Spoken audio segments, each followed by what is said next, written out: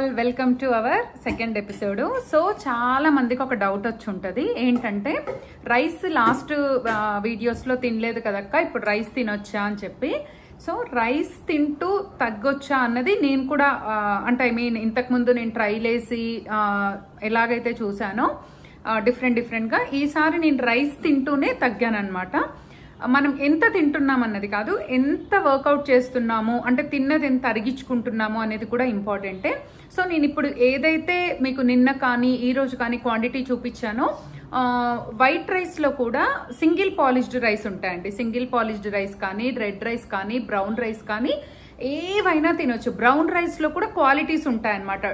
మరీ రా brown rice అయితే కొంచెం ఎక్కువగా తినలేము, సింగిల్ పాలిష్డ్ అట్లాంటి కొన్ని ఉంటాయన్నమాట. ఈసారి డైట్ అయితే చెప్పాను కదా, కంప్లీట్గా డిఫరెంట్. అన్ని తింటూ కూడా ఇంకా మంచిగా తింటూ హ్యాపీగా తగ్గొచ్చు. అందులో ఒకటి రైస్. సో నేను ఏదైతే చూపిస్తున్నానో నేనైతే ఇలానే తిని తగ్గుతున్నాను. సో మీకు ఎవరికైనా నచ్చితే మీ డైట్లో కూడా యాడ్ ఆన్ చేసుకోండి, ఇలానే ఫాలో అవ్వండి అని నేను చెప్పట్లేదు. నేను హెల్తీగా ప్రోటీన్ కానీ, ఫైబర్ కానీ, మన బాడీకి కావాల్సినవి అన్ని మనం రెగ్యులర్గా తినే దాంట్లో కూడా అన్ని యాడ్ ఆన్ చేసుకుంటూ ఒకటి ఫాలో అవుతూ హెల్తీగా తగ్గాను. అండ్ ఎనర్జెటిక్గా నేను ఇటు ఫామ్ వర్క్స్ కానీ, ఇంటి వర్క్స్ కానీ, బయట వర్క్స్ కానీ ఎలాంటి నీరసన లేకుండా బ్యాలెన్స్ చేయగలుగుతున్నా.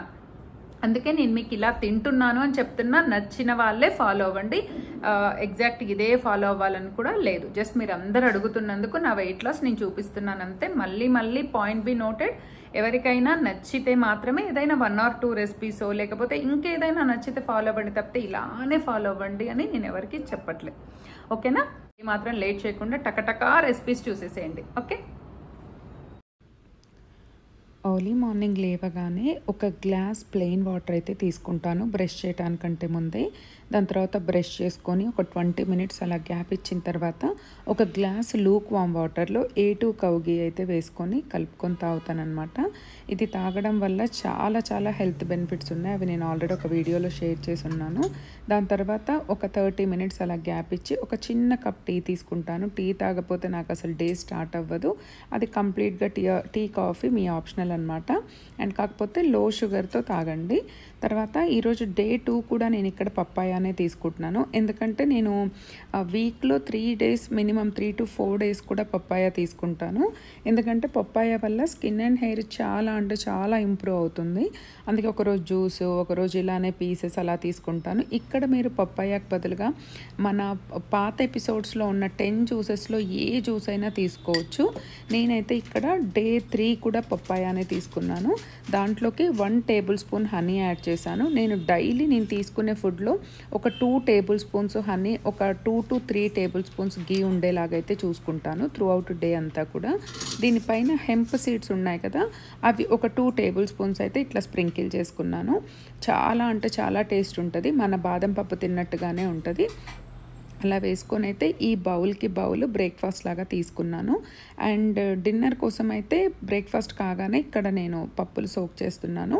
2 tablespoons కందులు, 2 tablespoons పెసలు, అదేవిధంగా 2 tablespoons మన ఏమంటారు వాటిని బొబ్బెర్లు అంటారు, బొబ్బెర్లు. ఈ 3 కూడా సోక్ చేసుకోవాలి. వాటిని కొద్దిగా గాలి ఇచ్చిన తర్వాత మళ్ళీ ఇందులోకి మెంతులు యాడ్ చేసుకోండి, ఒక చిన్న టేబుల్ స్పూను. దాని తర్వాత పప్పుల్లో కొద్దిగా ఇవి ఇంటి నుంచి వచ్చిన పప్పులు అనమాట, అందుకే నేను గాలిచ్చాను. మీరు సూపర్ మార్కెట్ నుంచి తెస్తే మీకు ఏమీ అందులో ఉసుక ఉండదు. ఒక 2 tablespoons శనగపప్పు, ఒక 2 tablespoons మినప్పప్పు, తర్వాత ఒక 2 tablespoons మన బ్రౌన్ రైస్, ఇవి యాడ్ చేసేసుకోండి. వీటన్నింటినీ కూడా ఒక 2 to 3 times బాగా కడిగేసి సోక్ చేసేసుకోండి. ఇవి మినిమము 4 hours అన్నా సోక్ అవ్వాలి.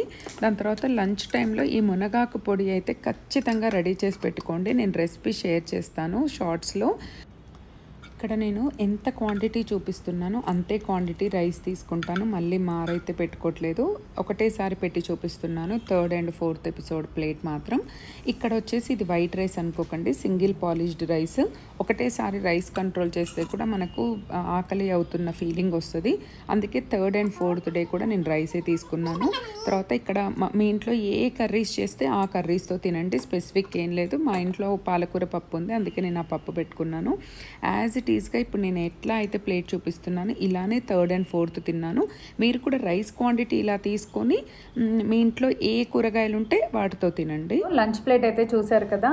ఎప్పుడైనా సరే అండి మా ఇంట్లోనైతే పప్పు ఖచ్చితంగా ఉంటుంది, మ్యాండేటరీగా. పప్పు కానీ పప్పుచారు కానీ డైలీ ఉంటుందన్నమాట. అండ్ దట్టు మేము వాడేది కూడా ఎక్కువ పెసరపప్పు ఎక్కువ యూజ్ చేస్తాము. అండ్ ఏ పప్పు అయినా సరే మినిమం వండే ముందైతే తక్కువలో తక్కువ ఒక 1/2 hour అన్న నానబెట్టండి, లేదంటే 2 hours నానబెడితే ఇంకా మంచిది. గ్యాస్ట్రిక్ ఇష్యూస్ ఏవి రావు. కొంతమంది అడుగుతారు రోజు పప్పు తింటే గ్యాస్ట్రిక్ ఇష్యూస్ రావా అని. మాకైతే రావు, మాకు చిన్నప్పటి నుంచి అలవాటు. మేము మొత్తం వెజ్ కాబట్టి. సో ఎక్కువ పప్పు కూడా తక్కువ కారంతో చేసుకుంటాము. రైస్ నేను ఇందాక చూసారు కదా ప్లేట్, రైస్ 100% పెట్టుకుంటే అందులో నేను పప్పు 70% పెట్టుకుంటా. అలా తింటామన్నమాట, చాలా ఎక్కువ కలుపుకొని.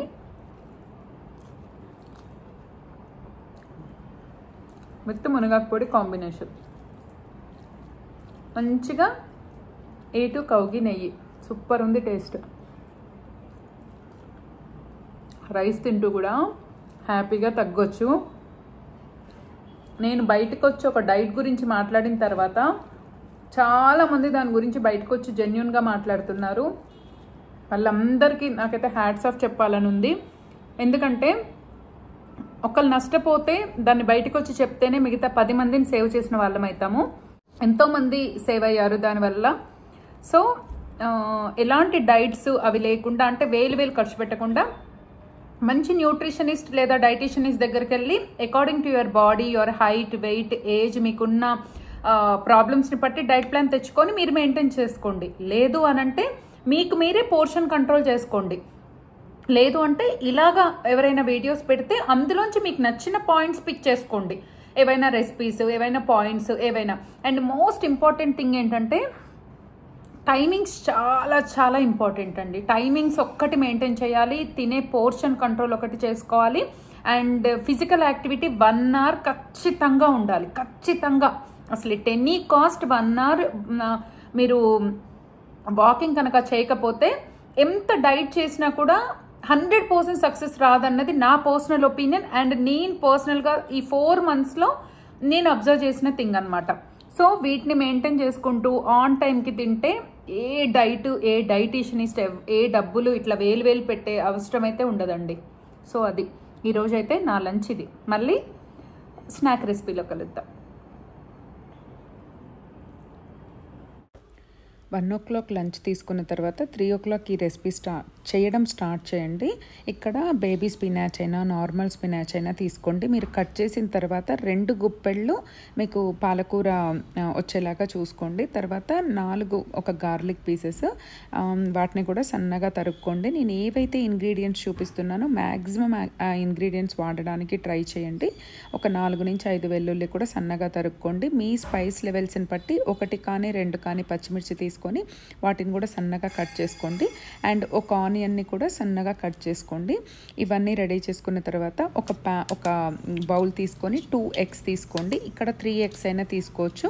ఇక్కడ నేను ఎగ్ ఎల్లో కూడా తీసుకుంటున్నాను. ఎప్పుడో ఒకసారి ఎల్లో ఎగ్ తింటే ప్రాబ్లం లేదు, డైలీ అయితే తినొద్దు. నేను వీక్లీ వన్స్ అయితే ఎల్లో ఎగ్ కూడా ఎగ్లో ఎల్లో పార్ట్ కూడా తీసుకుంటానన్నమాట. ఇక్కడ వచ్చేసి సాల్ట్, పెప్పరు, ధనియాల పొడి, జీరా పౌడర్ అన్నీ కూడా ఒక్కొక్క పించ్ యాడ్ చేసి బాగా ఎగ్ని బీట్ చేసుకోవాలి. తర్వాత ఒక ప్యాన్ తీసుకొని ఇక్కడ కౌగీనే యూస్ చేయండి. ఇక్కడ ఆమ్లెట్కి కూడా మన ఒక 1/2 స్పూను కౌగీ వేసేసి ప్యాన్ అంతా స్ప్రెడ్ చేసేసి గార్లిక్, చిల్లీ అండ్ ఆనియన్ ఈ 3 కూడా కొద్దిగా సాట్ చేసేసుకోవాలి. ఒక 2 minutes సిమ్లో మగ్గించుకున్న తర్వాత మళ్ళీ పాలకూర వేసి పాలకూరను కూడా ఒక 2 to 5 minutes స్లో ఫ్లేమ్లో మగ్గించుకోండి. అది మంచిగా మగ్గిపోతుంది, అంటే పచ్చివాసన అంతా వెళ్ళిపోతుంది. దాని తర్వాత మనం బీట్ చేసుకున్న ఎగ్గునంతా కూడా ఓవరాల్ పాలక్ మీద స్ప్రెడ్ చేసేసి ఏం కదిలించకుండా మూత పెట్టండి. మళ్ళీ సైడ్స్కి ఆయిల్ అది ఇది ఏం వేయాల్సిన అవసరం లేదు. మధ్యలో ఒకసారి అటు ఇటు ఇలా తిప్పి చూసుకోండి. తర్వాత మళ్ళీ సిమ్లో మూత పెడితే హ్యాపీగా చక్కగా హెల్దీగా ఆమ్లెట్ అయితే మనకు రెడీ అయిపోతుంది.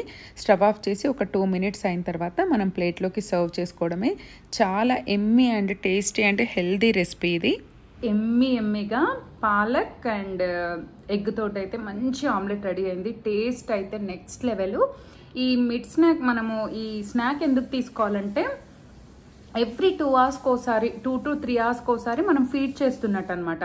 దానివల్ల ఏంటంటే మనం ఒకటేసారి ఎక్కువ ఫుడ్ తీసుకోకుండా కొంచెం తక్కువ పోర్షన్లో ఎక్కువసార్లు ఫుడ్ తీసుకోవడానికి ఈజీగా ఉంటుంది.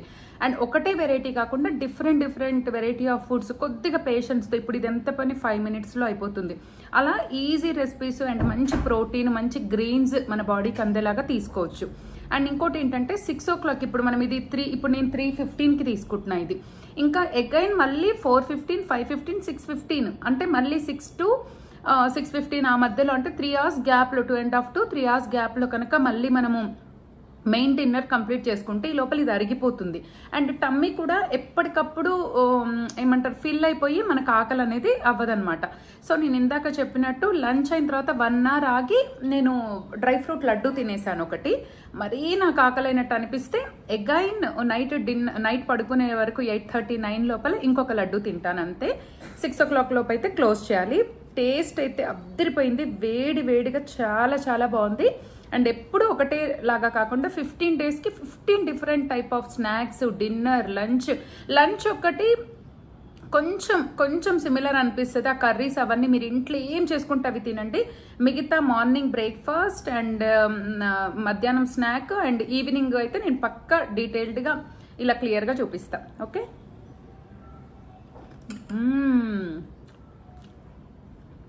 అద్దరిపోయింది. డిన్నర్లో కలుద్దాం. డిన్నర్ ప్రిపరేషను 5:45 నుంచే స్టార్ట్ చేయండి.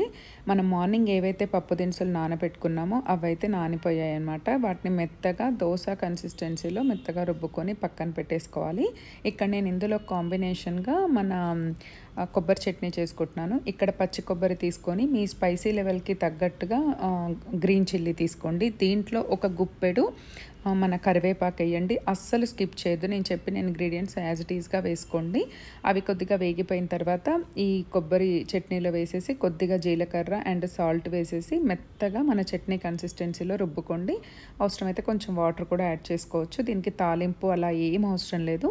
తర్వాత దోశ ప్యాన్ పెట్టుకొని మనం దోశలు ఎలాగైతే వేసుకుంటామో అలాగా స్ప్రెడ్ చేసేసి అయితే దోశలు వేసుకోవచ్చు. దీని మీద గీ వేసుకోండి ఇక్కడ కూడా, లేదంటే చెక్కగానుగ నూనెలు యూస్ చేయండి తప్ప నార్మల్ షాప్లో తీసుకొచ్చే ప్యాకెట్స్వి అలా అయితే యూస్ చేయకండి.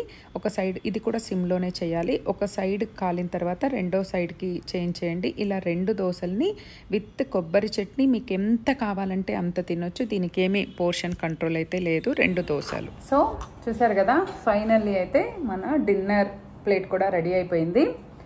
6 నుంచి 6:15, 6:30 లోపలైతే తినడానికి ట్రై చేయండి. డిన్నర్ మాత్రం మంచి ప్రోటీన్ సోర్స్ అనమాట ఈ దోశ. ఇక్కడ ఎవరికైనా ఏమంటారు